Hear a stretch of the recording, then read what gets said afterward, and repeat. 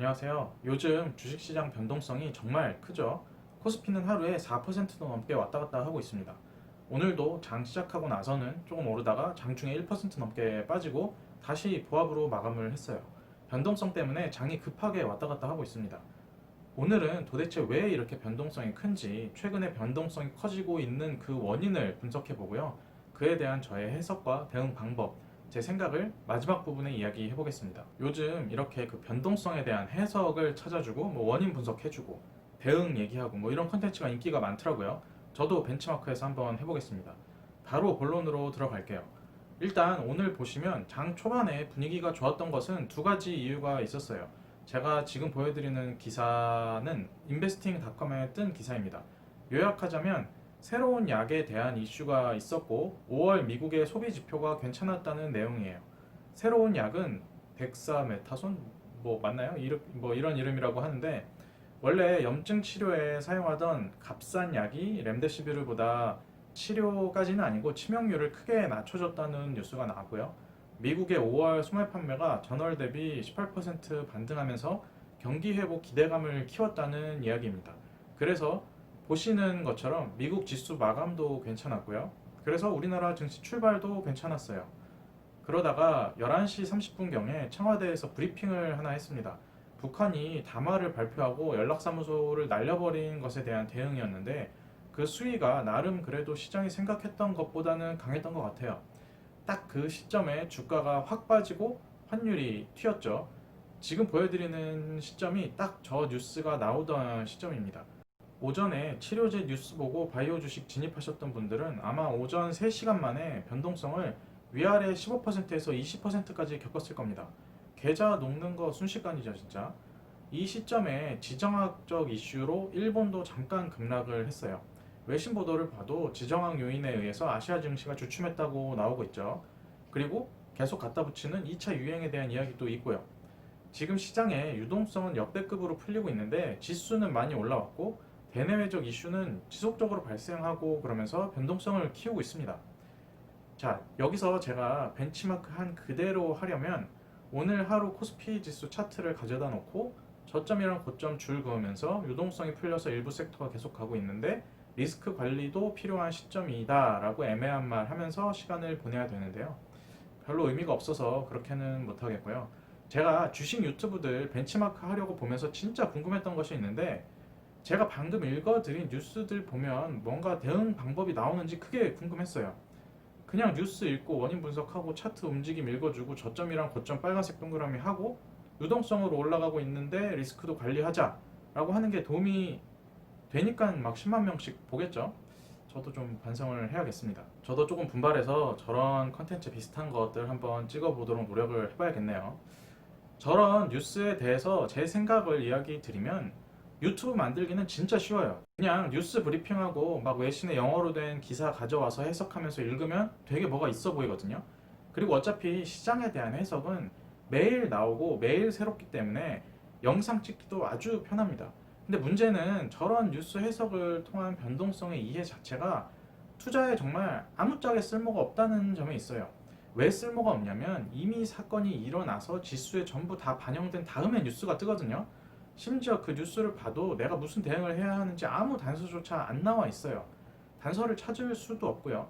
그래서 그 뉴스를 보고 대응책을 생각한다는 것 자체가 아무 쓸모가 없습니다. 그리고 뉴스는 결국 소비자한테 팔려야 하기 때문에 자극적인 것일수록 방향성을 갖고 이슈를 부풀리거든요. 이런 뉴스들 보면서 뭔가 자꾸 투자 공부하고 있다고 생각하는 것 자체가 넌센스입니다. 그리고 뉴스의 성격 자체도 이미 일어난 일에 대한 해석이기 때문에 완전히 갖다 붙이기 나름이죠. 아무짝에 쓸모가 없어요. 제 생각에는 이런 거 볼 시간에 차라리 웹툰 같은 거 하나 더 보는 게 투자에 훨씬 도움이 된다고 생각합니다. 웹툰 보면 스트레스라도 줄여주니까요. 제가 지금 보여드리는 것이 이번 주 월요일 뉴스예요. 이미 시장이 폭락하니까 그날 2차 팬데믹에 대한 우려가 막 터져 나왔죠. 뉴스 보고 무서워서 판 사람들은 다음날 멘붕이었을 겁니다. 화요일에 월요일 하락분보다 더 올랐거든요. 코스피 100포인트도 넘게 올랐어요. 월요일에 뉴스 보고 대응한다고 하다가 무서워서 판 사람들은 계좌가 금방 녹아버렸겠죠. 이런 뉴스에 대한 제 해석은 딱 두 가지입니다. 부질없다, 쓸모없다. 그리고 그에 대한 대응은 이미 예상하고 계시겠지만 기업을 봐야 한다는 거예요. 제가 영상에서 기업만 봐야 된다고 하니까 잘 감이 안 잡히시는 분들도 계신 것 같습니다. 무조건 존버한다고 생각하시는 분들도 계신 것 같고요. 전혀 그런 게 아니에요. 예를 들어서 설명을 해보겠습니다. 지금 A라는 기업이 있다고 가정을 해볼게요. 이 기업은 신용정보 관련 분야에 속한 기업이라고 해볼게요. 신용정보 관련 분야는 지금까지 꾸준히 성장하고 있던 분야고 이번 팬데믹으로 더더욱 성장하고 있는 분야죠. 유동성이 풀리고 대출도 폭증하면서 수요가 계속 늘어나고 있는 분야예요. 이런 분야에 속한 A라는 기업의 2019년도 EPS 기준 PER이 15배라고 가정을 해볼게요. 퍼가 15배. 피어그룹에 있는 다른 회사는 퍼가 17배에서 25배쯤 되고요. 그 사이에. 그리고 매출도 계속 증가하고 있고 올해 EPS가 최소 20% 정도 증가할 것이라는 예상이 가능하다면, 그리고 그 예상이 지난 1분기 실적을 통해 확신까지 어느 정도 생긴 상황이라면 제가 앞서 보여드린 기사에 대한 대응을 어떻게 해야 될까요? 대응이라고 하기도 어렵죠. 기사랑 아무 상관이 없어요.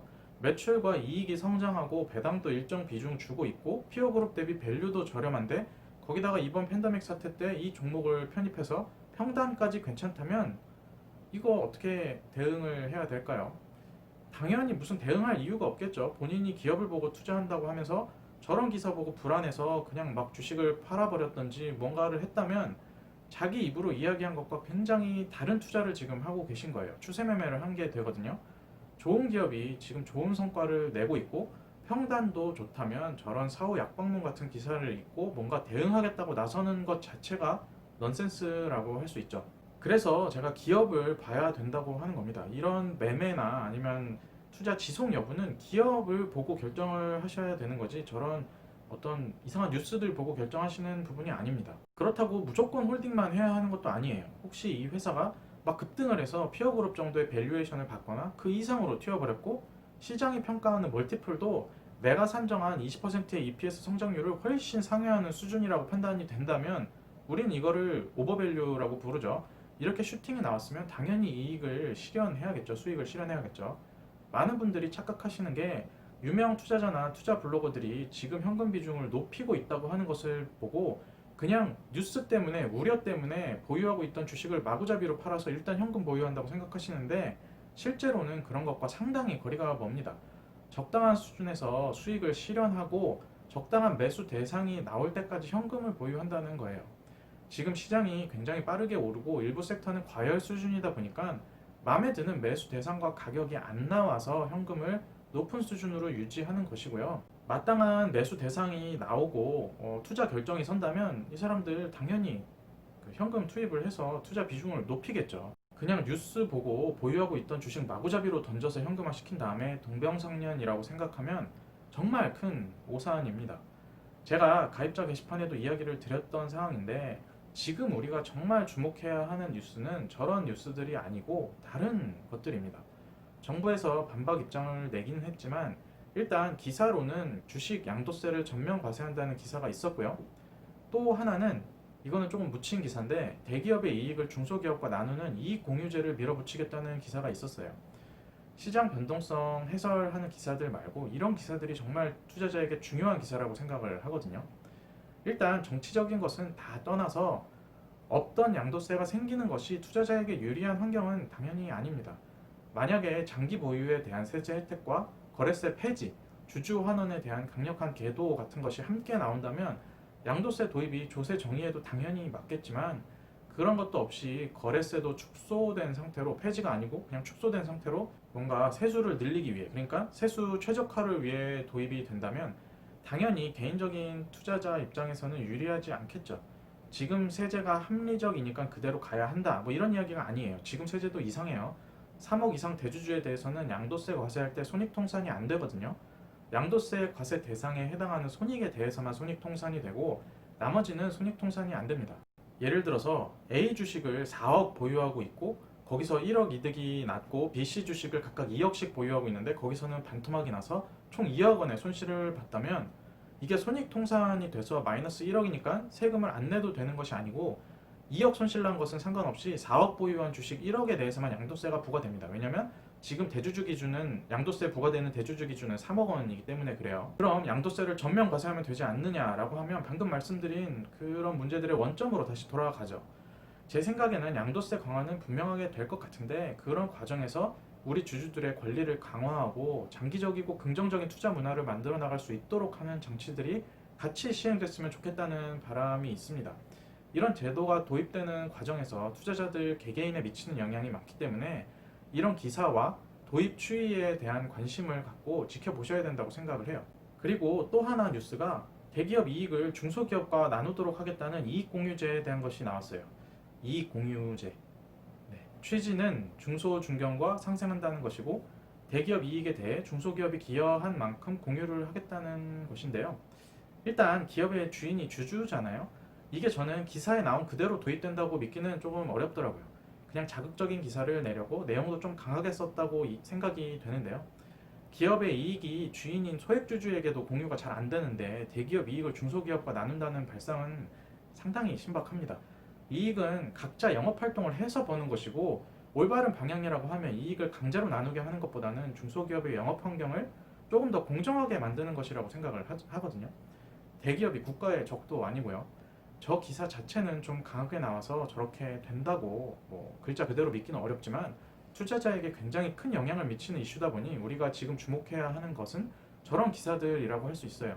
도입 과정에 따라 국내 투자 환경이 개선될 수도 있고 개선되지 못할 수도 있겠죠. 저런 정책들은 사람들이 관심을 가진 만큼 준수한 정책이 나오니까 관심을 갖고 잘 살펴봐야 한다고 생각을 합니다. 뭐 무조건적인 반대 이런 것은 의미가 별로 없고요. 오늘 이야기를 정리를 드리자면 이미 시장에 나타난 사건을 그냥 해설하는 뉴스나 정보는 아무짝에 쓸모가 없다. 중요한 뉴스에 집중을 해야 하고 자기가 말한 것과 투자 행동을 일치시키자. 그리고 정작 중요한 뉴스는 따로 있으니까 그것의 추이에 집중하고 관심을 갖자 정도가 되겠네요. 오늘 제가 드릴 말씀은 여기까지였고요. 들어주셔서 감사합니다.